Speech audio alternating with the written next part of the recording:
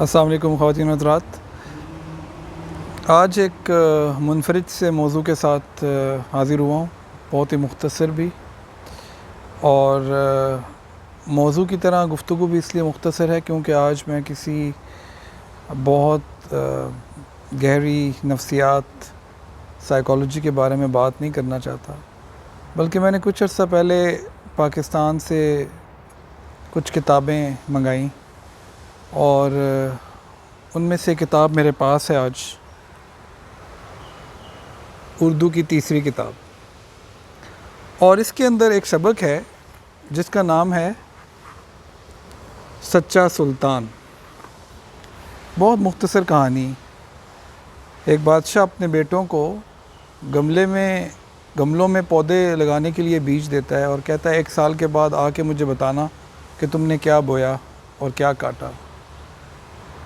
उसके बाकी बच्चे शहज़ादे तो पौधे लेके आते हैं 1 साल के बाद, लेकिन शहज़ादा सलीम जो छोटा शहज़ादा होता है उसके गमले में कुछ नहीं उगता, और वो कहता है अब्बा मेरे तो गमले में कुछ भी नहीं उगा। तो बादशाह ने कहा कि मैंने तुम चारों को ख़राब बीज दिए थे सिर्फ ये देखने के लिए कि तुम में सच्चा कौन है, तो सिर्फ मेरा छोटा बेटा है जिसने आके सच बोला है।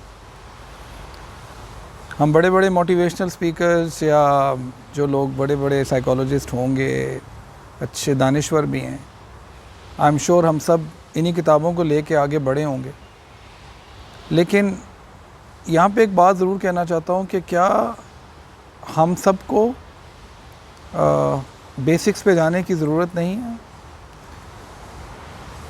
शायद PhDs, masters, MPhils, post doctoral, yes we need that research, no doubt, लेकिन क्या हम अपनी उर्दू की पहली, दूसरी और तीसरी किताबों के सबक को समझ गए हैं? सिर्फ़ एक सवाल है, और इसमें ये भी सोचना है कि क्या हम अपने बच्चों से भी कुछ सीख सकते हैं। आपकी तवज्जो का बहुत बहुत शुक्रिया।